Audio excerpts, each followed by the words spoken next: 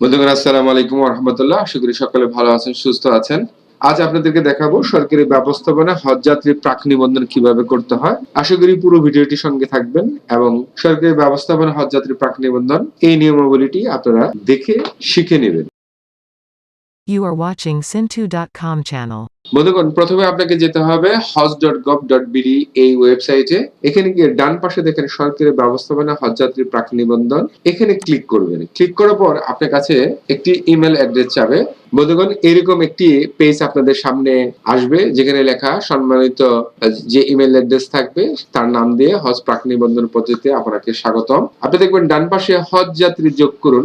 আপনি দেখছেন যে ইতিমধ্যে এখানে 5টি দরখাস্ত করা আছে, যার 2টি রিজেক্ট এবং একটি ড্রাফট করা আছে। এটা আগের করা, আপনি দেখতে পাচ্ছেন যে একটা 3 বছর আগের আর 4টি হচ্ছে একদিন আগের। তো আমি হজ যাত্রী যোগের ভিতরে ক্লিক করি। দেখুন বন্ধু, এখানে আরেকটি পেজ আসছে যেখানে লেখা যে হজ যাত্রীর জন্য আবেদন করতে চান তার তথ্য দিন। উনি যদি প্রবাসী বাংলাদেশী হন তাহলে এখানে উনি ক্লিক করবেন, ওনার যে কোন দেশ থেকে সেটা এখানে উল্লেখ করবেন। আর বাংলাদেশ যদি আমরা বাংলাদেশ থেকে করি তাহলে আমরা বাংলাদেশ উল্লেখ করব। প্রথমে জন্ম তারিখ, তো আমি যারটা করব তার জন্ম তারিখ আমি এখানে দিয়ে দিচ্ছি। এখানকার জন্ম তারিখটা একটু সিস্টেমটা বের করা একটু ভিন্ন টাইপের। 57 সালের জুলাই মাসের 1 জুলাই উনি একজন মহিলা। আমি ওনার জাতীয় পরিচয়পত্র নাম্বারটি দিয়ে পরবর্তীতে চলে যাচ্ছি। আপনার জন্ম সনদ দিয়ে করতে পারবেন। এখানে বন্ধুগণ দেখেন এখানে তার স্থায়ী ঠিকানা চেয়েছে, স্থায়ী ঠিকানা আমি এখানে দিয়ে দিচ্ছি।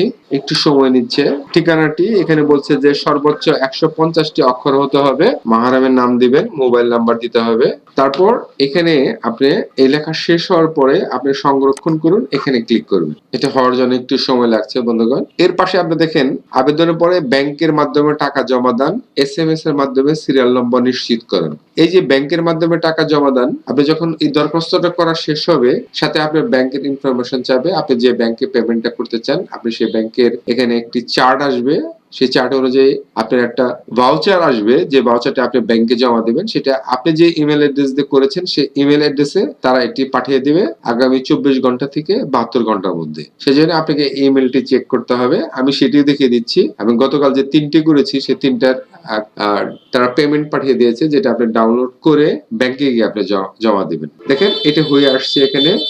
এখন এখানে বলতেছে যে প্রসেসিং চলছে, এটা হলে পেমেন্ট আবেদন আপনাকে করতে হবে। কোথায় আপনি পেমেন্টটা করতে চান, এখানে একই নামে 2টা আসছে। তো যাই হোক, হয়তো সার্ভারের কারণে আমি একটাকে ডান পাশ থেকে টিক চিহ্ন দিয়ে আমি পেমেন্টে আবেদন করতেছি। বন্ধুগণ, এটি হয়তো টেকনিক্যাল কারণে, যে দেখেন 28 সেকেন্ড লেখা আছে 2টি, তাদের টেকনিক্যাল কারণে হয়তো একই জিনিস 2বার চলে আসছে। তার জন্য আপনাদের ওরিট হওয়ার কিছু নেই। আপনি একটাকে সিলেক্ট করে তারপর আপনি পেমেন্টের ভিতরে এটা ক্লিক করবেন। এই সার্ভারটি আজকে অনেক মনে হচ্ছে বিজি, যার কারণে অনেক স্লো দেখাচ্ছে। আপনার খেয়াল করছেন যে উপরে লেখা আছে আপনার তথ্য সফলভাবে সংরক্ষণ করা হয়েছে। এখন এখানে পেমেন্টের অপশনটা এটা হয়ে গেলে আপনি বাকি তথ্যগুলো পাবেন। বন্ধুগণ, আপনারা দেখতে পাচ্ছেন যে আপনি যে ব্যাংকে টাকা জমা দিতে চান তার তথ্য। এখানে প্রথমে জেলার নাম দিবেন, যে জেলা থেকে আপনি এই পেমেন্টটা করতে চান সে জেলা। তারপর হচ্ছে এ পাশ থেকে ওই জেলার যে থানা। তারপর হচ্ছে এখানে ব্যাংকের লিস্ট আসবে, আপনি এখানে ব্যাংকের নাম দিবেন। তারপর যিনি ডিপোজিট করবেন তার আপনার নাম এখানে দিয়ে দিতে পারেন। আমি আমার নামই দিয়ে দিচ্ছি এবং আমার মোবাইল নাম্বারও দিয়ে দিচ্ছি। ব্যাস, এরপরে আপনি খসড়া তৈরি করতে পারেন, যে চেক করার জন্য সেটা করতে পারেন। তবে যারা তথ্য ভাববেন যে সঠিকভাবে পূরণ করেছেন তারা সংরক্ষণ এবং আবেদন করুন। এখানে উপরে আসবে আপনি কি পেমেন্ট আবেদন সংরক্ষণ এবং সাবমিট করতে চান। যদি আপনি দেখেন যে কোনো তথ্যগত ভুল আছে তাহলে আপনি ক্যান্সেলে গিয়ে আবার নতুন করে করতে পারেন, অথবা আপনি কনফার্ম হলে ওকে করে দেন। বন্ধুগণ, টেকনিক্যাল কারণে একটু স্লো হচ্ছে, আপনাদেরকে সময় নষ্ট করছি, সেজন্য ক্ষমা সুন্দর দৃষ্টিতে দেখবেন। যেহেতু গভর্নমেন্টের ওয়েবসাইটটি আজকে অনেক স্লো, যার কারণে এই ভিডিওটি তৈরি করতে একটু সময় নিচ্ছে এবং পাশাপাশি বাইরে পর্যাপ্ত পরিমাণ নয়েজ হচ্ছে, গাড়ি চলছে। বন্ধুগণ দেখেন, ধন্যবাদ, আপনার আবেদনটি ভাউচার তৈরি করার জন্য সফলভাবে পাঠানো হয়েছে। অর্থাৎ এদের যে ওয়েবসাইটের যারা মেইনটেনেন্স করেন, অর্থাৎ ডাটাবেসটা যেখানে জমা হয় সেই স্থানে এই দরখাস্তটি চলে গেছে। তারা আপনার ইমেলে একটি ভাউচার পাঠাবেন, কিভাবে কি ভাউচার পাঠাবেন এটা আমি আপনাদেরকে একটু দেখাচ্ছি। বন্ধুগণ, এরকম একটি ভাউচার হজে গমন ইচ্ছুকদের প্রাক নিবন্ধন ফর্ম ধর্ম বিষয়ক মন্ত্রণালয় থেকে আপনার নামে পাঠানো হবে। এই ফর্মে টাকা জমাকারীর নাম, জমাকারীর ঠিকানা, মোবাইল নাম্বার এবং যাদের যাদের নাম আপনি এন্ট্রি করেছেন তাদের এরকম তথ্য দিয়ে নিচে কিছু ক্লজ থাকবে, এরকম 7টি ক্লজ থাকবে।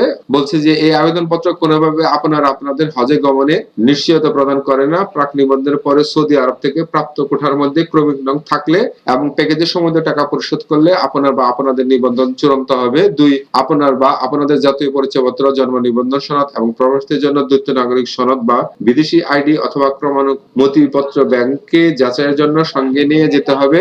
তথ্যে অসঙ্গতি থাকলে ব্যাংক উক্ত আবেদন অর্থ গ্রহণ করবে না। প্রাক নিবন্ধনের জন্য প্রদেয় অর্থ সরকার নির্ধারিত ব্যাংক কর্তৃক গৃহীত হওয়ার পরে আপনার বা আপনাদের প্রাক নিবন্ধন সম্পন্ন হবে। 4, আপনার টাকা গ্রহণ করে ব্যাংক আপনাকে বা আপনাদেরকে ক্রমিক নম্বর সহ প্রাক নিবন্ধন সনদ প্রদান করবে এবং আপনার বা আপনাদের প্রদত্ত মোবাইলে SMS এর মাধ্যমে প্রাক নিবন্ধন ক্রমিক নম্বরটি জানানো হবে। প্রাক নিবন্ধনের জন্য 3 জন হজে গমন ইচ্ছুক বিপরীতে অগ্রিম 84,000 টাকা, যা পরবর্তী হজ প্যাকেজের সঙ্গে সমন্বয়যোগ্য এবং প্রাক নিবন্ধন ফি ও সার্ভিস চার্জ বাবদ 6,000 টাকা, যার সমন্বয়যোগ্য 9 সহ মোট 90,000 টাকা ব্যাংকে জমা দিতে হবে।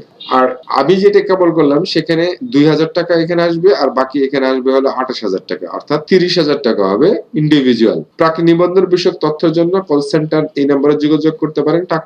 টাকা পরিশোধের বিষয়ে কোনো সমস্যা হলে মিউচুয়াল ট্রাস্ট ব্যাংকের নির্ধারিত কর্মকর্তা মিস্টার আজিজ মোবাইল নাম্বার সঙ্গে যোগাযোগ করতে পারেন। এটা হলো আপনি যে ব্যাংকে করবেন সেই ব্যাংকের ইনফরমেশন, তার কর্মকর্তার নাম এবং তার মোবাইল নাম্বার থাকবে।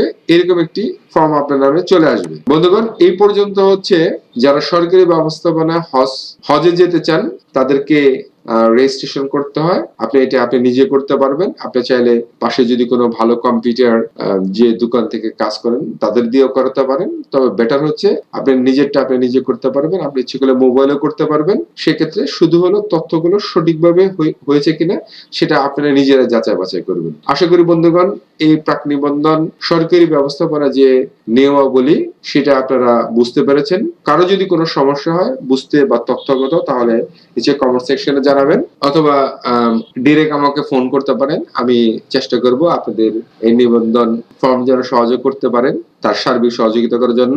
সকলে ভালো থাকবেন, সুস্থ থাকবেন আর বেশি বেশি করে এই ভিডিওটি আপনারা শেয়ার দেবেন যেন অন্য 10 জন এটা দেখে শিখতে পারে এবং তারা আগ্রহ বোধ করে। আসসালামু আলাইকুম ওয়া রাহমাতুল্লাহ। Thanks for watching my channel. Sintu.com